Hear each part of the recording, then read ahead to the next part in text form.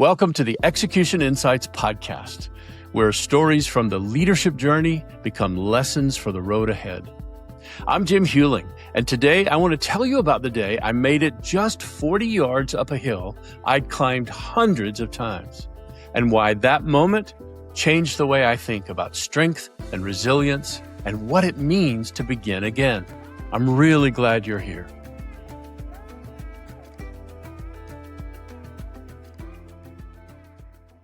"40 yards. That's how far I made it. After 7 weeks of pneumonia, I finally felt strong enough to try something really simple.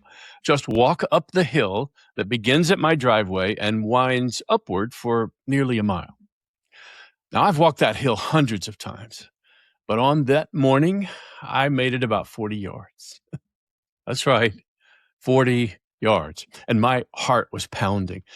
My legs felt weak. And for the first time in my life, I saw a version of myself I'd really never met before. You see, I had assumed that once I was well, I'd just pick right up where I left off. But I was really wrong. And just for context, I've never really considered myself an athlete. I mean, there were always people who were stronger and faster and more gifted than I was. But for most of my adult life, being strong had become one of the ways, well, I guess you could say, I understood myself.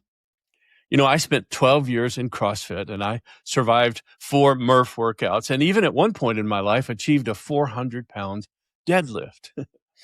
And while I was proud of all those things, I think something else was kind of happening that I really didn't understand at the time.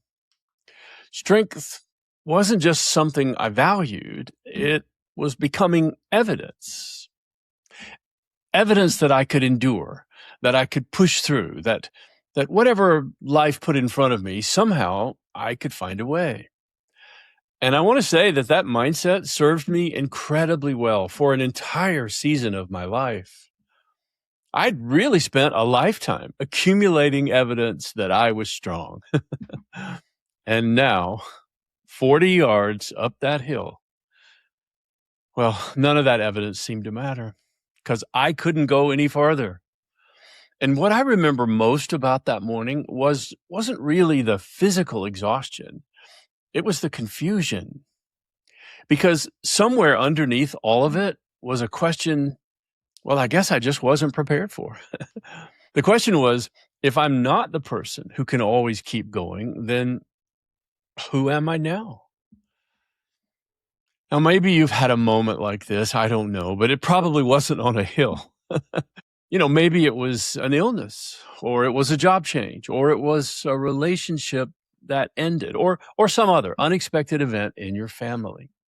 Maybe you reached for something sometime, something you'd always been able to count on in yourself, and you discovered, like I did, that at least for that moment, it just wasn't there. Now, my experience has been that sooner or later, life has a way of doing just that for all of us. No matter how carefully we prepare, we don't really get to choose the size of the next challenge. And standing there that morning, right on that hill, I was beginning to understand something I couldn't possibly have understood the day before. Now, maybe I spent too much of my life trying to become strong in the hope that maybe nothing could actually knock me down. Because eventually, something always will. And in fact, that's not even the real question. The real question is not being knocked down. It's what happens next. Because that morning, I stood there far longer than I should have, just looking up that hill and trying to understand, well, really, whether I was disappointed or I was deciding. Now, today, I think I already knew the answer. I mean, for sure, something in my life had been lost, and I was grieving it.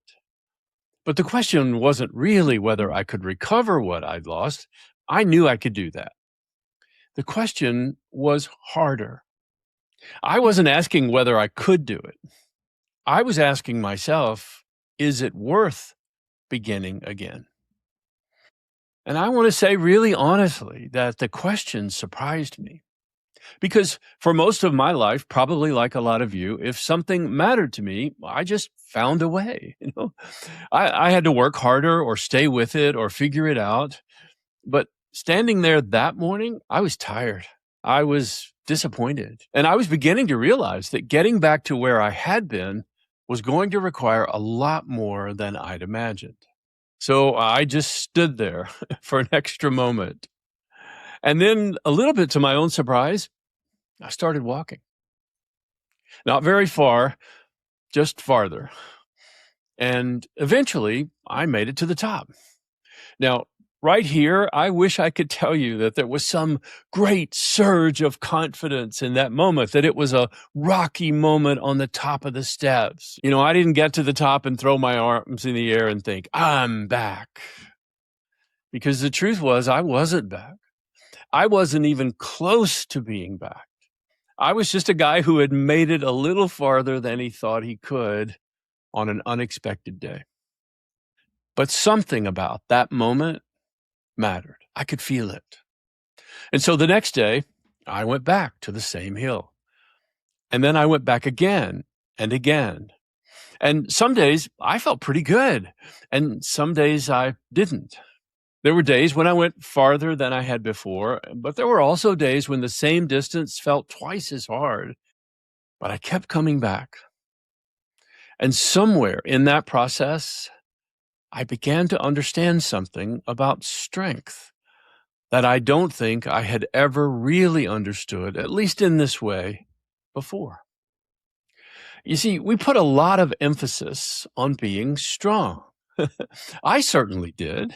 And we want to be strong enough to handle whatever comes our way, to take the pressure, to carry the responsibility, to withstand whatever life throws at us. And I still, to this day, think that's a really noble idea. Because honestly, none of us gets to choose what's coming, do we? And you and I know that we can prepare and we can take care of ourselves and we can do everything we know how to do to become stronger. But life can still hand you something bigger than anything you'd prepared for. And these days, I wonder if all along we've been putting too much emphasis on being strong, when maybe the more important thing is learning what to do after it happens. What I learned in this moment of my life is that strength is the ability to withstand a blow, but resilience is the ability to gather yourself, stand back up, and start moving again. And I really love that phrase, gather yourself, because sometimes I think we make resilience sound too heroic, as if we get knocked down and automatically we just spring back up like the movies. But that's not how it really works. Sometimes we get knocked down, we just need a minute. Sometimes we need a lot of minutes. We need to sit with what happened. We, in some ways, need to grieve what was lost. And we need to figure out where we are now so that even when we meet a new version of ourselves, we know how to handle what we weren't expecting. I hope you'll hear me when I say that's not weakness. That's preparing to rise again. Because surviving a defeat is actually pretty common. I mean, people do it all the time, right? We've all survived things that we once thought we couldn't. But rising again and moving forward, that's a unique skill. Because resilience actually begins in the moment when you decide, hey, this may have knocked me down, but it doesn't get to decide where I go from here. And that thought, well, that brings me to something I couldn't have known that morning standing on that hill. Because at the time, I thought the goal was pretty obvious. I just wanted to get back to the strength I had had 8 or 9 weeks ago, to the workouts I used to be able to do, to feeling, in my words, like myself again. But as the weeks went by, I know something started to change. I started to realize that maybe getting back wasn't actually the point. You see, what I know now is that I had defined myself, at least in part, by what I could do. and probably even more in the course of my life by what I could achieve. And there's nothing wrong with that. There's nothing wrong with achieving, and there's nothing wrong with striving for things that really matter. That mindset was really important to me for an entire season of my life. I loved setting goals. I wrote books about setting goals. I loved accomplishing difficult things. And a part of me still does. I'm grateful for all of it. But standing on that hill, none of those accomplishments could do much for me in that moment. I mean, really, think about it. You can't hand your resume to a hill. You can't ask the hill to review your LinkedIn profile. You just can't. You know why? Because the hill doesn't care. And strangely enough, after just a little while, neither did I. The things I'd achieved, I don't want to say they'd become unimportant. That wouldn't be true. But they'd simply become less important because I had stopped asking, how do I get back to who I was? And I had started asking, who can I still become? Now, that's a very different question. And I have to tell you, for me, it's a much more exciting one. Because really, there's not much energy in spending the rest of your life looking in the rearview mirror to something you used to be able to do, right? You can appreciate where you've been for sure. You can be grateful for it. You can honor that memory, and hopefully you can learn from it, of course. But what you can't do is live there. Because here's what I discovered. I don't want to spend whatever time I have left trying to recreate an earlier version of myself. I'm grateful for the version of me that got me here. Yeah, of course. But I am way more interested in the person I haven't met yet. The person I could still become one day. Just the other day, I heard Matthew McConaughey, the famous actor, tell a story about being asked, who's your hero? And I know, and you may have heard this story, that his answer surprised a lot of people because he said in a very public forum, my hero is me 10 years from now. And I remember thinking, oh, I get that. Because he wasn't trying to become somebody else. He wasn't chasing someone else's life or someone else's definition of success.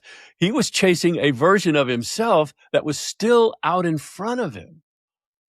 And I want to tell you, I just love that.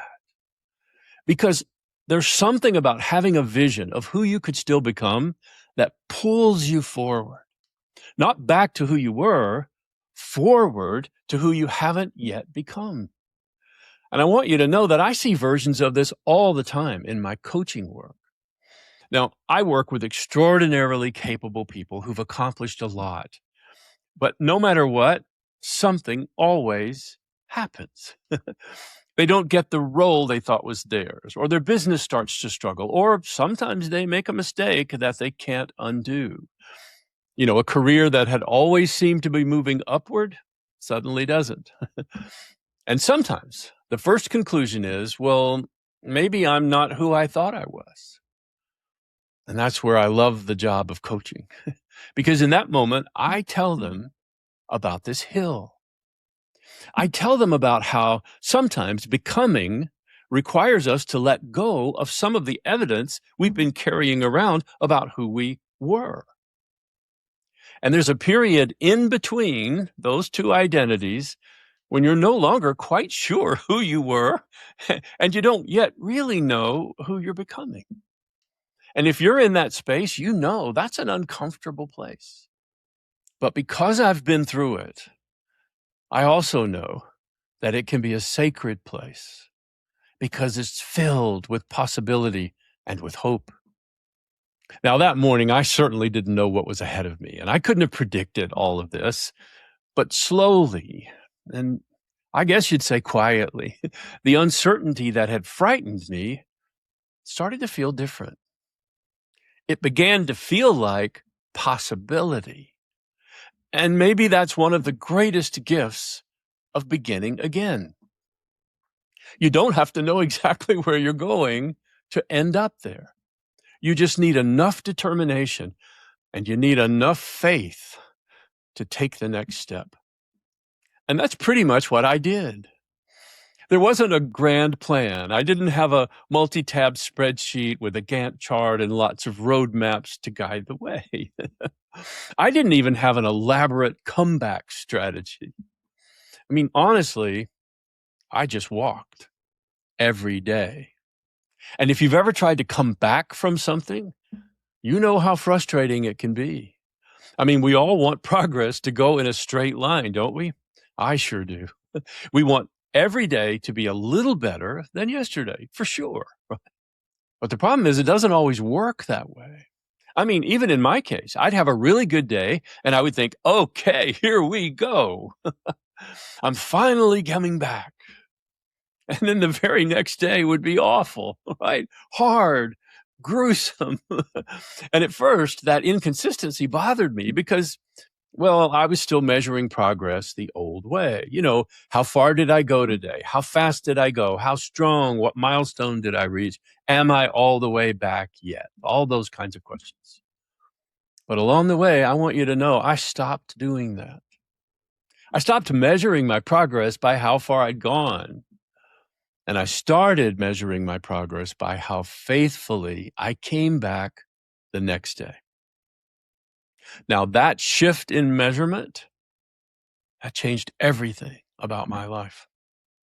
Because showing up was something I could absolutely control. And I think that's one of the things we misunderstand about resilience. When you're actually living it, well, honestly, it doesn't feel very impressive, right? Look at me. I was just getting out of bed and going up the hill, right? So most of the time it feels pretty ordinary. Maybe for you, it's making a phone call that you've been holding off on, or it's having a conversation that you're truly avoiding. Maybe it's going back to work or asking someone for help. Or maybe it's as simple as just trying one more time. Now, in my case, it was putting on my shoes, walking back up a hill. And you know, there's nothing particularly heroic about that, right? But I'm not sure resilience is supposed to be heroic. You see, today, I think resilience is supposed to be faithful. And slowly, maybe even imperceptibly, everything in my world began to change. Yes, the hill got easier. Yes, I started going farther. Yes, eventually I started running again. And these days, in fact, this very day, I headed up that same hill, and now I'm either running up it or I'm walking wearing a very heavy weighted vest. But you know what? Some mornings I still make it easily to the top, and other mornings it's a grind.